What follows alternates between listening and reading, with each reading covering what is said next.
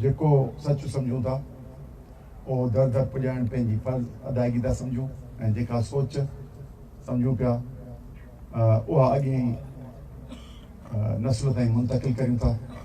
जेके ख़राबियूं ॾिसूं था उनजी निशानदी करियूं था। जेको कूड़ ॻाल्हाए थो उनखे जेको सच असांखे ॻाल्हाइण बि अचे थो ऐं कूड़े जो नालो खणणु अचे थो ऐं इहा ई ज़रूरत आहे जंहिंजे करे असां जूं वेझड़ में माज़ी वेझड़ में असां जूं तहरीकूं मुस्तक़िल मिज़ाजी सां कामयाबु थींदियूं वञनि ऐं माण्हुनि में उहो बेसाह करे बेसाह क़ाइमु करे पियो अचे। ऐं सॼी सिंध हूअं त पोयनि क़ौमी कारकुनाऊं चईं ॾहाकनि जो आहियां पर पोयनि वेझड़ में सिंध जो तहलके सतह खां हेठि बि आउं वियो आहियां अलाए केतिरनि ॻोठनि में। उन करे बाख़बर रहूं था। सियासत आहे पॉलिटिकल नंढे में नंढो यूनिट सियासी यूनिट हूंदो आहे यूनियन काउंसिल तंहिं ताईं वेठा आहियो ऐं इन जा मसइला मथे खणी वेंदासीं। पोइ सिंध जा मसइला ऐं वरी किथे मुल्क जा मामला इहे सभु हिक ॿिए सां लिंक थियनि था। उनजे करे तव्हां ॾिसंदा हूंदव त माज़ी क़रीब में सिंध नाट पार्टी अकेले सिर वरी सिंध एक्शन कमेटी प्लेटफॉर्म तां वतन दोस्त क़ौमी जमायतुनि सां गॾु इलेक्शन में इत्तेहादी फ़र्द या जमायतूं या ग्रैंड डेमोक्रेटिक अलायंस या उन्हनि सां गॾु या मुल्की मामलनि खे एड्रेस करण लाइ सियासी ग़ुलामी ऐं सियासी पाबंदी ऐं नाम निहाद डेमोक्रेटिक सिस्टम जेको बि अधूरो 73 जे आइन में मौजूदु उनजी ऑटोक्रेटिक ॾे गवर्नमेंट वञण जो प्रोसेस उन में कॉन्स्टिट्यूशनल तरमीमूं थींदड़ त कीअं अथॉरिटेरियन रूल खे कीअं मुस्तहकम कजे इहे सभु मामला हिक ॿिए सां ॻंढियल थियनि था। उन करे जिते जिते बि सम्झूं था त असांजी फ़र्द जी आज़ादी सियासी आज़ादी जमहूरी आज़ादी या असांजे वतन जी जे इशूज़ खे असांजे जाग्राफी खे असांजे डेमोग्राफी खे असांजे नेचुरल रिसोर्सिस खे असांजे कोस्टल बेल्ट खे यानी जेके बि मामला आहिनि उन्हनि खे एड्रेस करियूं था ऐं कोशिशि करियूं था त घणे खां घणो मुख़्तलिफ़ प्लेटफॉर्मनि तां असांजा दोस्त वेठा आहिनि। कॾहिं किन सोशल प्लेटफॉर्मनि तां असां सिविल सोसाइटी खे एड्रेस करियूं था कराची खां वठी मुख़्तलिफ़ शहरनि में ऐं आबादगारनि जा मामला उन्हनि जे प्लेटफॉर्मनि तां खणूं था। उन करे एतिरी सिंध जी जो वॾो जहिड़ो आहे जीअं साईं महताब चयो ॻाल्हाईंदे में साईं जेम्स केस चयो त तव्हां हिकिड़े मख़सूस शइ खे फोकस करियो कि मूंखे यादि आहे त नबी बख्श बलोच ॿुधायो वॾो नालो आहे उन ॿुधायो त मुंहिंजी 52 मींहं करे साईं जेम्स सां इहो आयो हुते साईं इमदाद मोहम्मद चावड़ तो हुते वेठी कचहरी थी त ॿुधायोमांसि पंहिंजो तारुफ़ करायोमांसि ऐं पढ़ी आयो आहियां ॿाहिरां त चई त मूंखे जेको हिकिड़ो पहिरीं कचहरीअ में नौजवान खे गाइडलाइन ॾिनी असांजी जेम्स ॾिनी मूंखे चई त लुग़त ते कमु कोन्हे सो उन ते कमु करे चई उते कचहरीअ में वेठे मिलियो सांस पहिरियों दफ़ो ऐं चई उन में गिड़ियुसि ॿोलीअ में पोइ जंहिं पासे वियुसि हलियो पोइ त एतिरियूं घणियूं फील्डूं आहिनि जिन में कमु करण जो जंहिंजी खोट कान्हे। मूंखे यादि आहे त मूं ऐं बेसिकली इंजीनियर आहियां इंजीनियरिंग जॉब में मूंखे कढी छॾियो वरी वापसि बहाल पई थी ऐं उन मां भॻुसि पे बाबा कंहिं दोस्त खे चयो त बाबा ॿुधाईंसि त रुॻो सियासत हिकिड़ो मोर्चो न आहे जंहिं ते माण्हू पंहिंजे क़ौम खे ठाहे सघे। जंहिं बि फील्ड में वञो था पंहिंजो ईमानदारी सां कमु करे पंहिंजी अहलियत ईमानदारी पंहिंजी ॾाप उनखे तामीरी हथ इस्तेमालु करे ऐं उनखे ठाहियो त पंहिंजी क़ौम तव्हांजी तामीर थींदी। उन करे हिकिड़ो फील्ड न आहे। उन करे जेके उस्ताद ईमानदारी सां पढ़ाइनि पिया पंहिंजे नस्लनि खे ईंदड़नि खे होशियारु कनि पिया उहे या सियासत में या कामोरनि में कामोरो तो वरी नस्ली पियो आहे सो उन करे सियासत में दाईंदड़ हथ घणा दाईंदड़ हथ तमामु घणा ठाहींदड़ हथ थोरा हाणे जेके सभ दोस्त वेठा आहिनि उहे रुगो पंहिंजो शख़्सी ज़िंदगी खां सवाइ मुआशिरे जे कंहिं न कंहिं फील्ड में ठाहींदड़ हथ थियणो आहे तव्हांखे रुगो दाईंदड़ हथनि ते तबसरा न आहिनि करणा यकीनन उनजी निशानदेही करणी आहे बाक़ी कामोर जो ॿुधायांव त कामोर नस्ली पियो आहे उन जो ज़िंदगी जो कोड ई पियो आहे जेको ज़ाती मफ़ादनि खां शुरू थो थिए भले केॾो वॾो अदीब हुजे शाइर हुजे माफ़ कजो जेको करप्ट कामोरो थिए थो उनजी पियो ॻाल्हि कयां उनजो दीन ईमान त कोन पर क़ौम जो बेकाऊ माल जेको जेको चइजे न सियासतदान खां किरियल उनजो कैटेगरी आहे सियासतदान थी सघे थो 500 माण्हुनि खे वरी मदद कंदो हुजे हू पाण खां शुरू थींदो आहे पाण खे ख़तमु कंदो आहे सो इहे ॻाल्हियूं त पंहिंजे जाइ ते मुल्की मामलनि ते हिते ही तव्हांखे सवेल निशानदी कई त union council Dabbu Shoro union council Sindh university MP खे ख़बर कोन्हे MNA खे ख़बर कोन्हे वज़ीर आला खे ख़बर कोन्हे इन्हनि टिनि जी तव्हां पक थो ॿुधायां टिनी खे ख़बर आहे मतिलबु ॿियनि जी मूंखे ख़बर कान्हे ज़रदाई ख़बर अथसि या न अथसि पर इन्हनि टिनी खे ख़बर आहे पावर जे इंतिहा ते आहे छो नथा कनि तव्हां प्रेसिडेंट हाउस में मूंखे हिकिड़ो मिलियो सेक्रेटरी हो इस्लामाबाद में त असांजी कंहिं कचहरी थी त मूं नेशनल इशूज़ ते पे ॻाल्हायोमांसि पाणी जा इशूज़ आहिनि इहे आहिनि ऐं असांखे जाग्राफी खे थ्रेट आहे NFC में ही मसइलो आहे त मूंखे चईंदा कहिड़ी दुनिया में थो रही की तव्हां 3 ॾींहं हीअं प्रेसिडेंट हाउस में रही आहियो हुते उते हो त कारोबार छा आहे हिते छा थो ॾीं हिते छा थो वठी ऐं उते इहो आहे त जेको मुंहिंजे खीसे मां नथो वञे लिखी ॾेई छॾ ऐं मूंखे ही मुनाफ़ो ॾे उन में लिखी ॾेई छॾ त उहो त हिकिड़े धंधोड़ी सियासत जो हिकिड़ी चेन आहे ही सवेल दोस्त चई विया आहिनि त साईं GM साहिब पाण खे फासाए छॾियो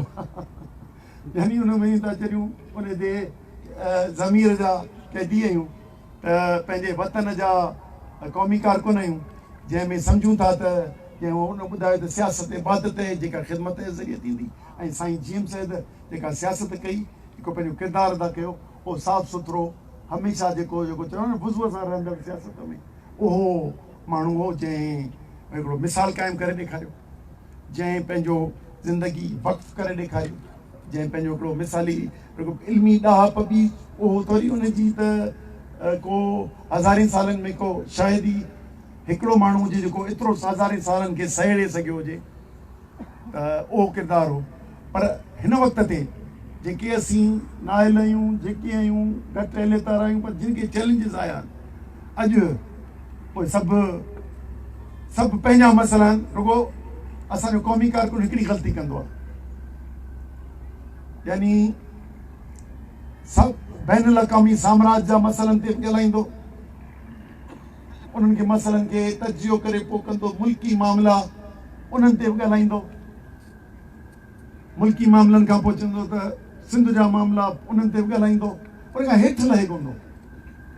सिंध यूनाइटेड पार्टी उन खां हेठि लही ऐं सियासत थी करणु चाहे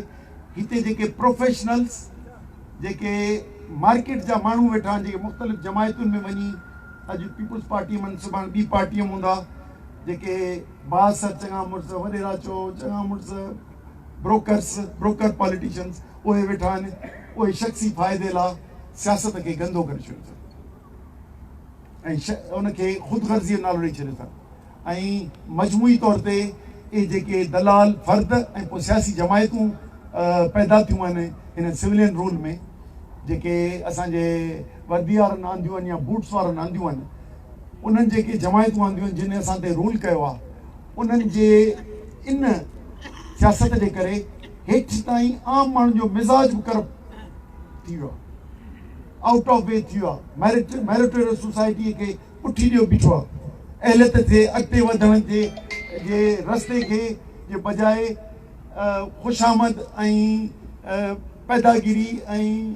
पैसनि ते सौदेबाज़ी जे करे असांजी सॼी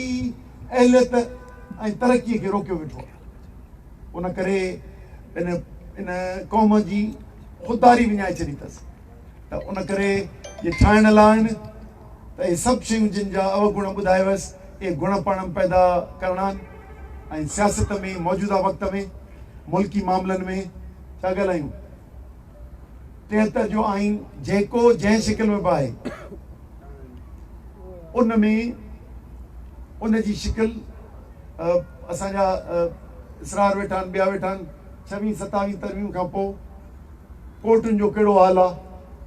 हीअ वेझा खे ॾिसनि था, पर असीं बि माण्हुनि सां रोज़मर्रा गॾिजूं था, उते कहिड़ो हाल आहे, को रिलीफ उते नथो मिले, कोर्टूं कमज़ोर थी वियूं आहिनि। असांजा जेके सूबनि जूं हिकिड़ियूं मिल्कियतूं त असांजूं असांजे वतन जूं मिल्कियतूं त हूअं ई पेट्रोल गैस ऐं general sales tax, excise duty, customs ॿिया इहे सभु अॻे ई खयल हुआ, पर जेके रहियल आहिनि उहे SIFC शिकिल में सभिनी सूबनि जी मिल्कियत उहा हिकिड़े टे इदारे वटि हली वई आहे ऐं उन्हनि जी सरकारी जेका टाइटल आहे उहो मटिजे पियो ऐं उन्हनि कंपनियुनि जो लॉन्ग टर्म लीज़ ते थिए पई। तंहिंजे करे असांजो ईंदड़ नसुल वटि का दौलत कान हूंदी, का बि अहिड़ी दौलत न हूंदी जंहिंजी मालिक हुजे, छो त सिंध जी जेका बि दौलत आहे असीं सम्झंदा आहियूं असीं हुनजा मालिक आहियूं, मालिक बि आहियूं ऐं वारिस बि आहियूं। पर जॾहिं हींअर मौजूदा जेको रिजीम आहे पाकिस्तान जी, पर ख़ुसूसन सिंध जी जेका पाकिस्तान पीपुल्स पार्टी जी, उन्हनि Pakistan land and port authority जे नाले में कोस्टल बेल्ट ॾेई छॾियो, कोल डेवलपमेंट अथॉरिटी जे नाले में कोल जेको प्रोविंशियल सब्जेक्ट हो उहो मथे अथॉरिटी जे नाले ते ॾेई छॾियो। उन करे मजमूई तौर ते असीं मिल्कियत खां लूज़र थी वियासीं। NFC जे इशू ते जेकॾहिं ॻाल्हायूं त NFC जो जेको असांजो कुल टोटल हो 12 ट्रिलियन 12.25 ट्रिलियन उन जी शिकिल मटिजी हली वञे, उन मां 1.5 ट्रिलियन कढी चयूं पेट्रोलियम डेवलपमेंट लेवी में। हाणे उहो यानी जेका हिकिड़ो असांजा असासा ॿियूं टैक्सेशन उहा असांजो मर्कज़ थींदी पई वञे ऐं ईअं कोन्हे आर्ज़ी, इहे सभु एक्ट ठहंदा पिया वञनि इन्हनि असेंबलियुनि मां। पाणी वारो मामिलो टंगियो पियो आहे, पर पाणी वारे मामले ते सिंध जे माण्हुनि जंहिं नमूने सां 24-25 में तहरीक हलाई, हर तबिके ऐं फातह थी ऐं बबरलो खां पोइ धिको ॾेई दोस्त आया, उन उहो हिकिड़ो अहिड़ो मिसाल आहे जेको असां ईंदड़ नसुल लाइ हिकिड़ो उत्साहींदड़ ज़रूरु आहे, पर उन जा बि इन्हनि सां भाउ करे छॾिया, छो त वक़्ती तौर ते पोइ करण खां पोइ हिन वक़्तु बि आउं इस्लामाबाद हुउसि त उते वापडा जी स्कीमुनि में हींअर पेपर्स ठहनि पिया, अॻिन ईंदड़ बजट में कहिड़ियूं नयूं स्टोरेज ऐं कैनाल सिस्टम खे अॻियां कजे। 2 लख एकड़नि जो जलालपुर कैनाल आहे, उन ते कमु हली रहियो आहे, उहो पोयनि भेरे डैमेज थी वियो मींहंनि में ऐं हिते सिंध गवर्नमेंट ऐं ही मुजरमाणी ख़ामोशी करे वेठा आहिनि, चवनि था असां लेटर लिखी छॾियो आहे। उन करे इहे मामला आहिनि हिकिड़ा खसियल हक़ आहिनि मुल्क जे आइन तहत ऐं ॿिया खसजंदा वञनि पिया। डेमोग्राफी खे जेको धारी आबादकारी आहे उनखे रोकण जो सांभो न, पर उनखे ख़तमु बैरियर कयूं। असां वटि हूंदो हो हिकिड़ो डोमिसाइल, उनखे बि शर्त लूज़ करे 6 महीननि ताईं हाणे पाकिस्तान पीपुल्स पार्टी आणे छॾिया। उन करे डेमोग्राफी बि असांजी अंडर थ्रेट आहे। सिंध पार्टी ठही न करे आहे त हिकु त जेके असांजा खसियल हक़ आहिनि उन्हनि खे वठण जो जे लाइ मुल्की सतह ते हम ख़्याल माण्हुनि सां गॾिजी तहरीकूं हलाए ऐं उन्हनि खे वापसि करण जी कोशिशि कंदासूं, पर जेके मिलियल हक़ आहिनि उन्हनि में जेका बेईमानी ऐं नाइंसाफ़ी आहे उनखे बि ख़तमु कंदासीं। ऐं हीअ लोकल गवर्नमेंट में हिसो वठणु या असांजो पार्लियामेंट में हिसो वठणु, असां क़ौमी जमहूरी पार्टी आहे, असांजो नस्बुल आहिनि, इहो कोन्हे त असां इहो मेंबर थियूं ऐं वज़ीर थियूं ऐं हीअ थियूं, पर यकीननि सिंध जा मालिक थियूं। धारियूं दलाल खे पंहिंजे ऐवाननि मां कढी ॿाहिरि करियूं हिते मुक़ाबिलो वधीक ख़िदमत जो थिए न कि वधीक हिते धारी दलालीअ जो जेको हिते पाकिस्तान जे 78 सालनि में हिन जी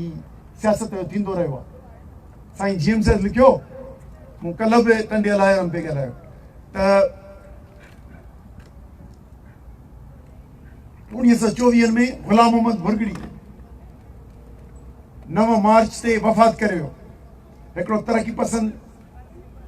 सिंध जो हॾ ॾोखी ऐं सिंध जॾहिं बॉम्बे सां आई उनखे सिंध जे मामलनि खे सॼे बरे सग़ीर जे मामलनि सां उनखे नेशनल लेवल ते खणी वियो ऐं उन सियासत सां ॻंढे ऐं उनजो विछोड़ो अची त केतिरो ॾुखो ईंदड़ आहे कि उन ॾींहं खां वठी अॼु ताईं माना जॾहिं साईं पंहिंजी कहाणी पंहिंजी ज़बानी पियो लिखे त 40-45 साल थी विया, अॼु ताईं यको मौक़े पर सियासतदान ऐं ख़ुदगर्ज़ ऐं मौक़े पर सियासतदाननि जे वर चढ़ी वई आहे जेके ख़ुशामद ऐं करे ऐं धारी दलाली कनि था या उन्हनि जे वर चढ़ी वई आहे। अञा ताईं उहो सिलसिलो हलंदो अचे।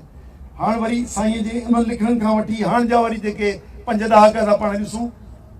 त उनजी बदतर शिकिल अञा वधीक थी आई। 1 यूनिट जे ख़िलाफ़ 4-5 साईं साथी त बीठा, हींअर हिकिड़ो बि कोन्हे जेको सिंध खे ओन करे तव्हांजे प्रोविंशियल असेंबलीअ में, नेशनल असेंबलीअ में, सेनेट में। ऐं हीउ जेको ठॻीअ जो ठाह ठहियलु आहे इनखे कीअं ख़तमु कंदासूं। उन करे असां इन्हनि घणनि मसइलनि ते आऊं ॻाल्हाईंदो आहियो आहियां, इन्हनि घणनि मसइलनि जी निशानी न करे कयुमि त इन्हनि सभिनी मसइलनि ते नज़र बि आहे पर इन्हनि जे ख़ात्मे लाइ सोच बि आहे। जॾहिं वकीलनि पंहिंजी जिदोजहद हलाई पाणीअ ते हलाई या 26-27 ते हलाई असां उन्हनि सां गॾिजी पियूं जॾहिं अवामी जिदोजहद आबादगार जॾहिं उन्हनि जूं जा थियनि था उन्हनि खे खणी त उन्हनि जे मुतासिर तबिको जेसि ताईं उन्हनि सां गॾिजे नथो तेसि ताईं उन तहरीक खे का असुल जान नथी मिले। सॼी सिंध मां क़ौमी कारकुन गॾु करे जलसो करे छॾणु यकीननि करामत थिए थो पर सॼी सिंध खे जाॻाए ऐं नौजवाननि जे नए नस्ल खे संदनि हुबुल वतनीअ जे जज़्बे खे बेदार करे ऐं उनखे कामयाबु करणु असुल हक़ीक़ी उहा क़ौमी तहरीक आहे। क़ौमी आज़ादी क़ौमी ख़ुदमुख़्तारी इन मां मिलणी आहे। उन करे असांखे इन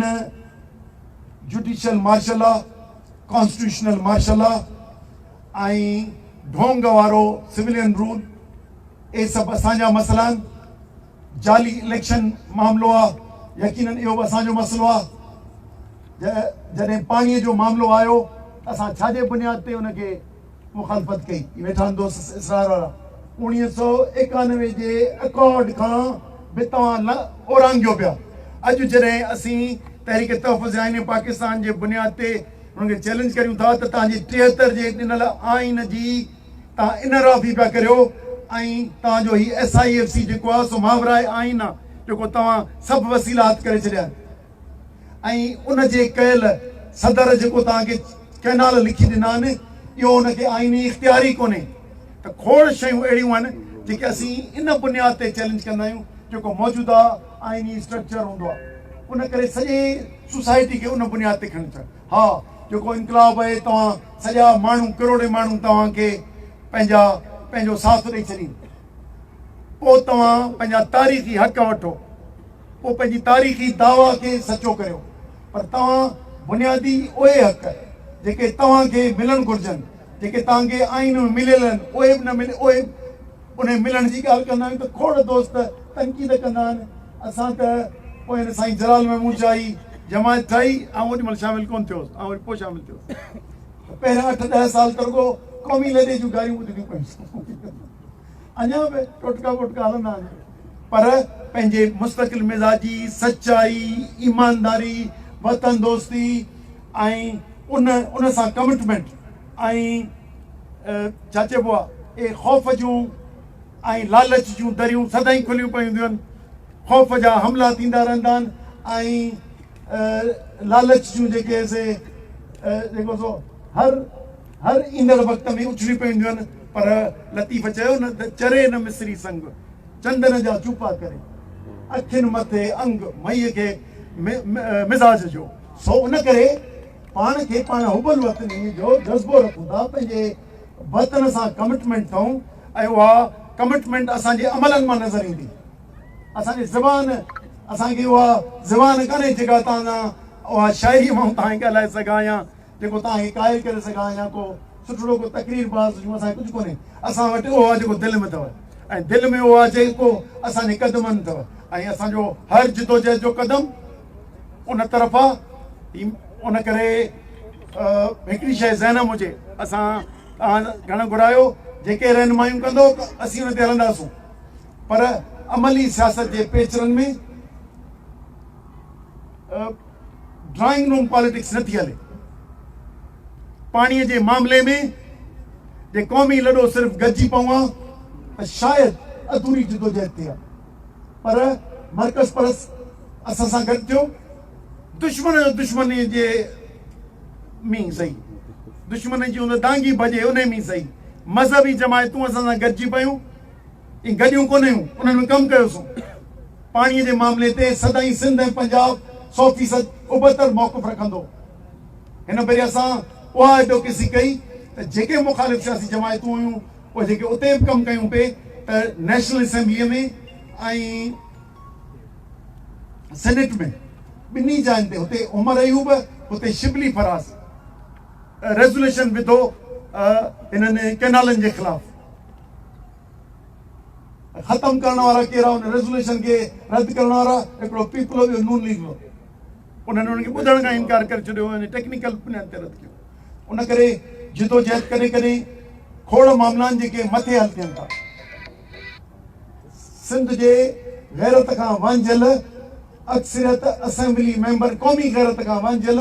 अक्सर क़ौमी असेंबली मेंबरनि वन यूनिट हणाई हुई तव्हांजे सूबाई असेंबली मेंबरनि ईअं कोन्हे को मार्शल कोन लॻी उहा उन्हनि हणाई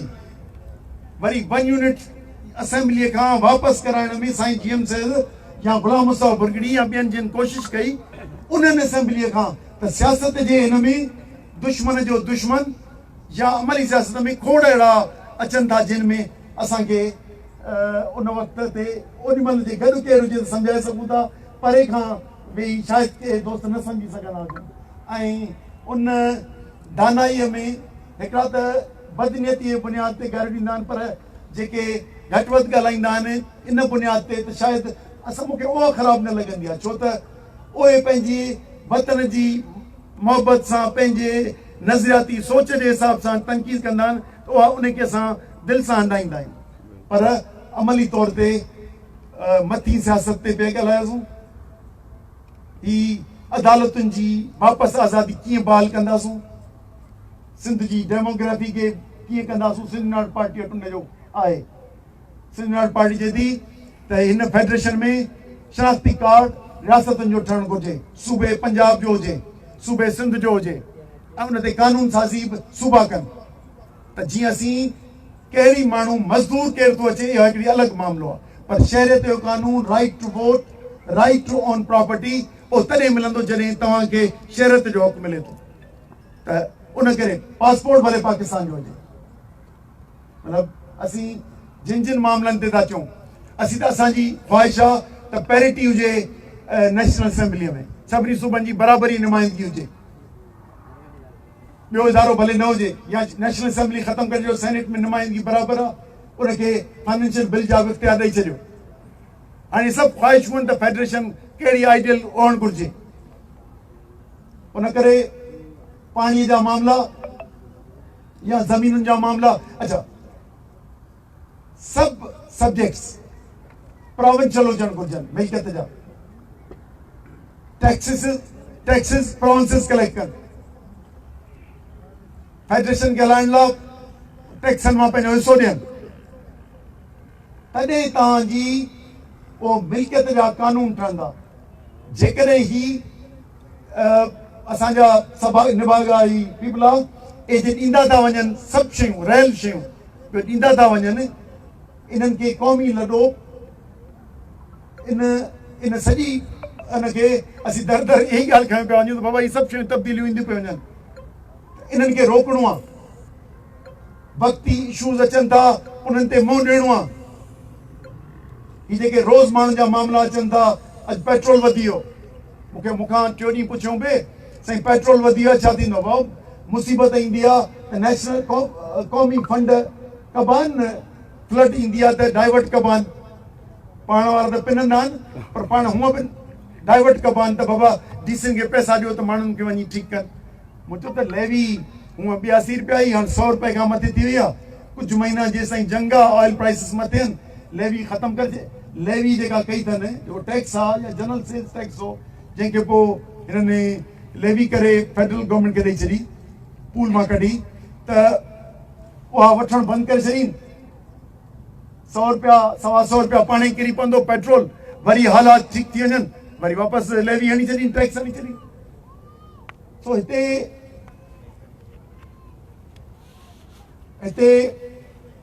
जे हालतुनि में असां रविश कॉलोनियल आहे, पर इन करे जो पाकिस्तान जी मजमूई गवर्नमेंट उहा ख़ुदि इंटरनेशनल एस्टेब्लिशमेंट जी कॉलोनियल बिहेवियर आहे। उते जी सॼी सूरत हाल ई ईअं आहे। पाकिस्तान ठहण खां अॻे ई तइ थियो त पाकिस्तान जूं फ़ौजूं, पाकिस्तान जा पोर्ट्स ऐं फ़ौजी मुआहिदा उहे असां सां रहंदा। ऐं पोइ उहे ॾिसो सीटो सेंटो खां वठी अफ़गान वॉर खां वठी अफ़गान वॉर 1, अफ़गान वॉर 2 या अॼु जी शिकल में बि असां रीजनल पीस के बजाए असां इंटरनेशनल पीस करण पिया वञूं। ऐं रीजन जा सभु मुल्क इंडिया, अफ़गानिस्तान, ईरान सभिनी सां तालुकात ख़राब, सभिनी सां तालुकात ख़राब हुअण जे करे ज़राअत जो कारोबार, ज़राअत जा प्राइसिस बि ख़तमु। मक़ामी पाड़ेसी दुश्मन कॾहिं हाणे जेका बि असां ते हिते बम फाटे थो, टेररिज़म थिए थो, उनखे चयो थो वञे त बाबा असांखे अफ़गानिस्तान मां थिए पियो। वरी मूं टीवीअ ते ॾिठो इस्लामाबाद त उते खे तजिया निगार चयो ये अफ़गानिस्तान से नहीं, इंडियन फंडेड है और उसको इज़राइल ने पैसे दिए। हाणे हिननि खे भाव करे छॾियो, हदूं हिकिड़े पासे करे छॾियो, हितां सिंध खां बॉर्डर खोले छॾियो, बदीन खां भुज पिया वञूं, इन खां सखर खोखरा पार खां मुनाबाऊ पिया वञूं, सखर खां जैसलमेर पिया वञूं। मतिलबु छा बॉर्डर दुनिया जा त सभु ईअं आहिनि। अॼुकल्ह दुनिया जा बॉर्डर ईअं आहिनि। हिते असांखे क़ैद सॼो क़ैद खानो करे छो त असीं अञा कॉलोनियल रोल में आहियूं ऐं अञा उहा आई कान्हे तव्हांखे पंहिंजी आज़ादी जो फॉरेन पॉलिसी तव्हांजी इंडिपेंडेंट हुजे। जॾहिं आज़ादु फॉरेन पॉलिसी न आहे त मुल्क जो मौजूदा शिकिल क़ैद खाने जी शिकिल थी वई आहे। त ॻाल्हियूं अलाए कहिड़े तरफ़ थी वियूं, मौज़ू सभु ॿिए पासे में हलियो, वापसि था जामशोरे में अचूं। जामशोरे में अची ऐं पाण इन अहद करियूं त ख़ाली दिलि में न कर, सभु चैलेंजिस आहिनि पर घणनि महाज़नि ते विढ़णु शुरू करियो। हिकु मूंखे ख़बर आहे त 20 लख रुपया मिलंदा डिस्ट्रिक्ट काउंसिल खे। इहे असांजो चेयरमैन खमीसो बंड वेठो अथव, न इहो उते वेठो अथव, त मतिलबु उते यूनियन काउंसिल नवाब शाह जो बि आहे हिकिड़े यूनियन काउंसिल जो चेयरमैन। असांखे सभई ते सही ॻाल्हि आहे। असांजा दोस्त किथे डिस्ट्रिक्ट काउंसिल जो मेंबर आहे मजीद के जो, उन जी बि इहो अहवालु मिलंदो आहे। त इहो सॼो इहे सभु सहूलियतूं दलालनि लाइ आहिनि। हाणे 2 रस्ता आहिनि, या दलाली करूं या दलालनि खे भॼायूं। सो SUP दलालनि खे सियासत मां निकाली ॾियण जो तइयो कयो आहे।